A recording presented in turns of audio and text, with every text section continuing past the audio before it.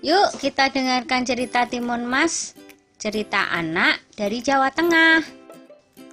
Pada zaman dulu kala, hiduplah sepasang suami istri.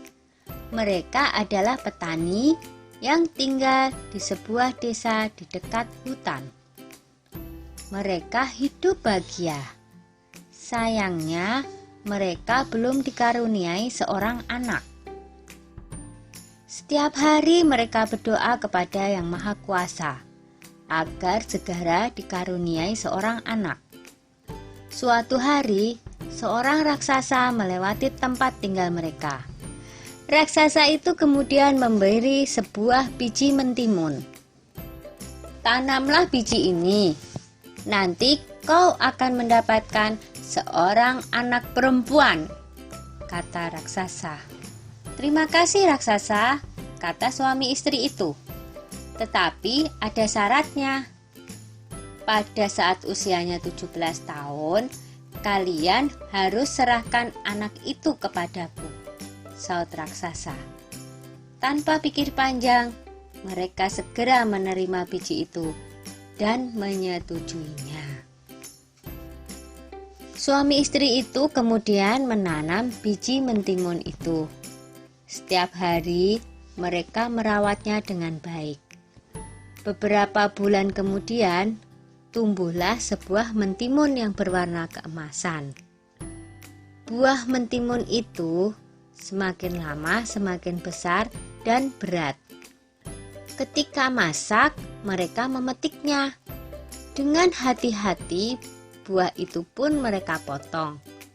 Betapa terkejutnya mereka, karena di dalam mentimun itu ada seorang anak bayi perempuan yang cantik dan lucu. Tahun demi tahun berlalu, Timun Mas tumbuh menjadi gadis yang cantik jelita.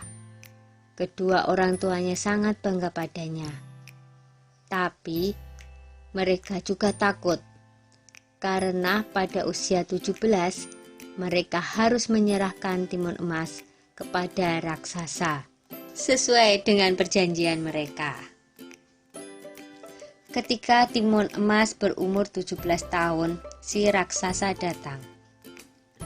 Pak Tani berkata, "Tunggulah sebentar, timun emas sedang bermain. Istriku akan memanggilnya." Lalu ia segera menemui anaknya. "Anakku, ambillah ini," kata Pak Tani sambil menyerahkan sebuah kantong kain. "Ini akan menolongmu melawan si raksasa. Sekarang larilah secepat mungkin." Timun Mas pun segera melarikan diri. Raksasa segera berlari mengejar Timun Mas. Raksasa semakin dekat. Timun Mas segera mengambil segenggam garam dari kantong kainnya.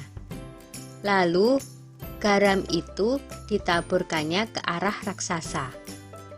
Tiba-tiba muncullah sebuah laut di depan raksasa.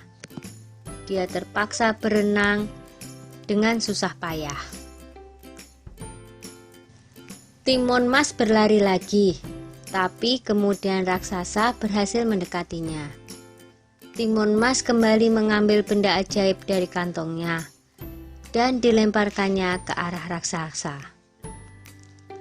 Seketika muncullah pohon dengan ranting dan duri-duri tajam menghalangi si raksasa.